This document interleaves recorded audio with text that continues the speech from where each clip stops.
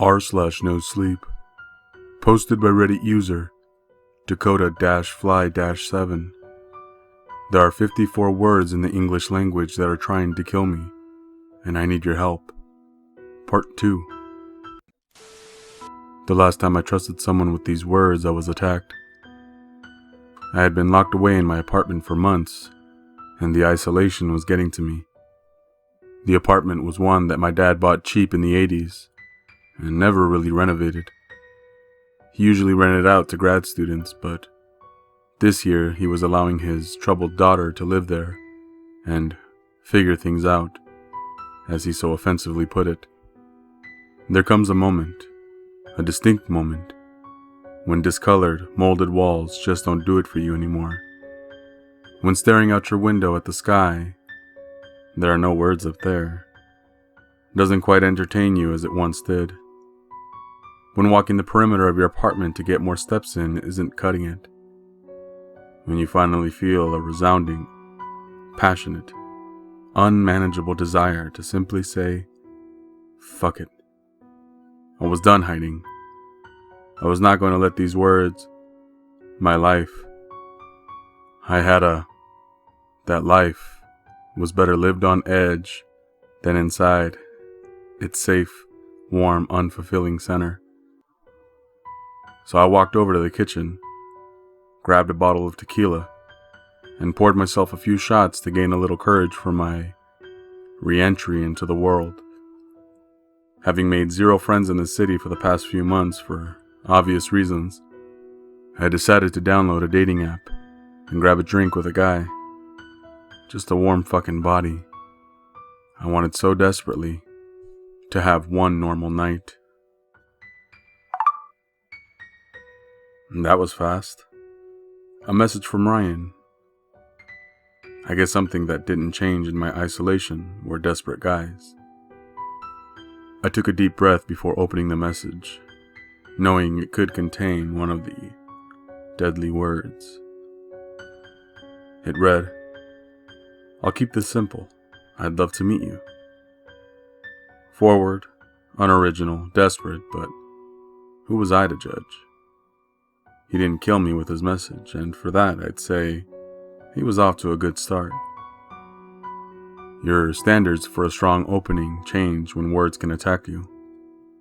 I wrote back, "Meet me at Bar Campo at 9 p.m. He fired back, "See you there." I then added, "One more thing. I have one rule. You are not allowed to speak to me until I give you permission. Is that clear?"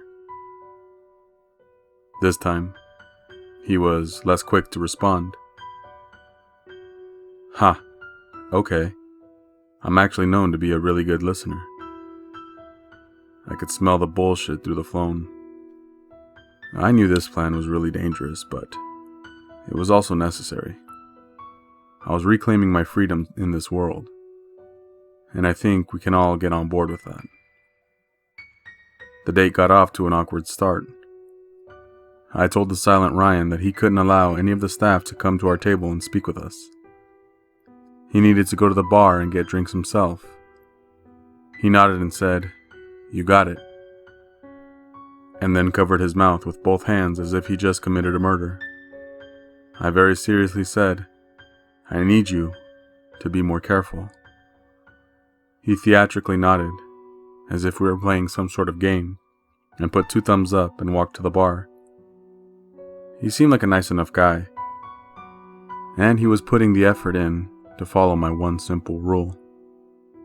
I chose a table in the corner of the half-empty bar, at least 10 feet away from anyone else in there. My nerves were in overdrive at the thought of a violent word making its way to me. I started feeling ashamed of my self-destructive choice to bring us into a crowd of words. I needed another drink.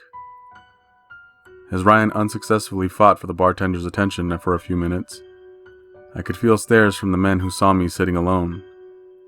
I avoided eye contact and looked down at my phone's blank screen to try to look busy with something. Then I saw it, from my periphery, some asshole confidently walking in my direction. Before I could stop him, he loudly said, "What are you doing being so antisocial over here?" "Get the fuck away from me." The power of my scream nearly blew him over. I swear he stumbled back and almost fell. He lifted up both his hands in defense. Hey, I'm sorry." "Stop talking." The bar became completely silent other than the music coming softly from overhead. I had recklessly failed to notice the stream of lyrics lurking above me over the sounds of the bar. I was incredibly lucky to have gotten through at least 3 songs unscathed. The Cure was currently playing. I missed this forbidden song. I used to love it. But I knew its final lyric. Also, the title of the song, Could Kill Me. There were 30 seconds left before it reaches its death note.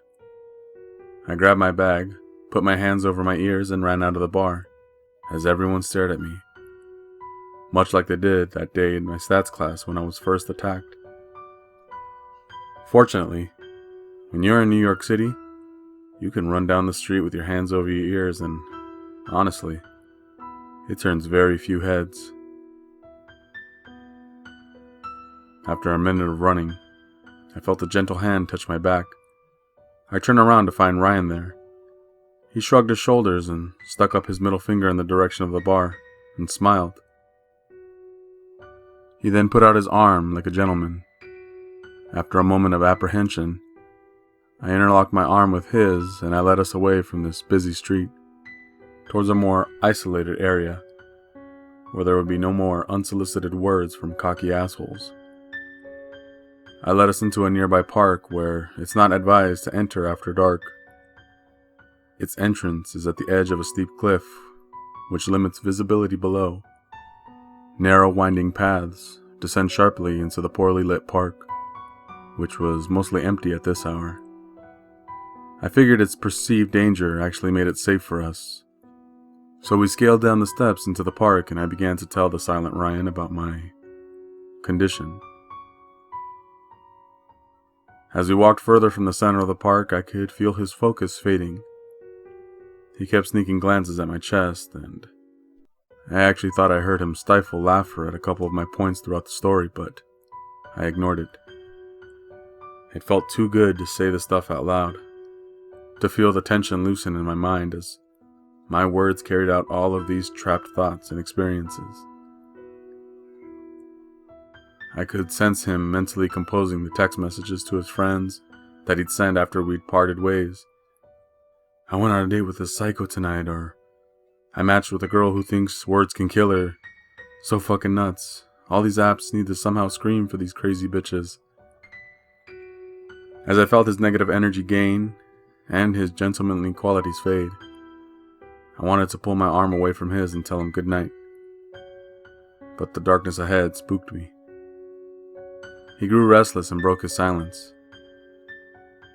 "Can you just give me an example of one of these words?" I stared at him in utter disbelief, at his flagrant disregard for my one rule. He saw the look on my face and he raised his arm innocently again, like he did at the bar earlier. He mouthed, "Sorry," and I continued. His bullshit was really starting to reek, but I needed to keep talking this out. "Answer silently. Do you watch football?" Ryan nodded. He looked surprised that I was asking him a question about football. "My dad forced me to watch games with him growing up. I know more than you think. Do you know Marshawn Lynch?" Ryan nodded.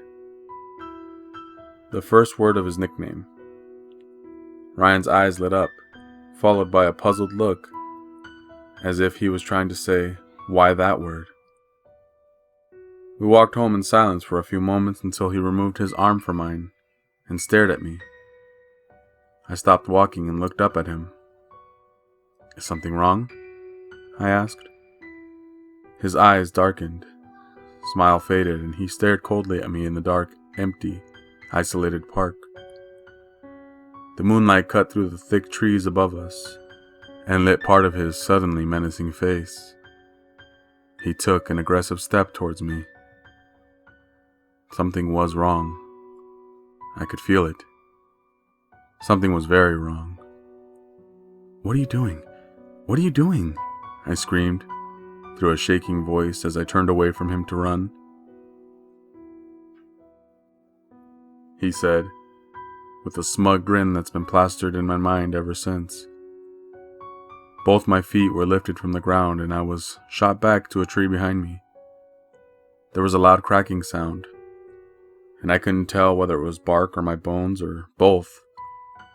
This was the second time I was attacked by this word, so I knew what to expect, but that didn't make it any less painful. I screamed in agony for 15 seconds as the word pummeled me, pressing down on my body with force that was inhumane. As the attack subsided, I heard Ryan go, "Holy shit!" in pure amusement. I lifted my head to see a bright light from his phone as he filmed my attack in glee. "Holy fucking shit!" he screamed, jumping around like he just caught the Loch Ness Monster on camera. "That was fucking crazy." In my weakness from the tequila and the attack, my head fell back onto the moist leaves beneath me and I passed out. I remember hearing Ryan's footsteps run off into the distance as I faded into unconsciousness. I woke up the next morning in a hospital bed. A police officer entered the room shortly after and tried to ask me a few questions about the previous night. I stuck both my fingers in my ears and yelled over him to block the invasion of his words. This continued for hours as various staff tried to break through to me, but they were all met with the same defense mechanism. Eventually, my parents were called.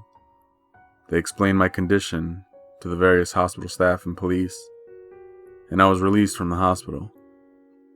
My parents tried to put me in an institution after that incident, but I convinced them to let me stay in the apartment. So here I am, back in the apartment, and scared as hell to arm all of you with the 54 words, even though I already hinted at a few of them. After that night, when Ryan misused one of those words as a weapon, I never thought I'd share these words with anyone ever again. But your responses have given me hope. I had my parents come over and read the safe comments to me, and look for any novel solutions in the not safe comments.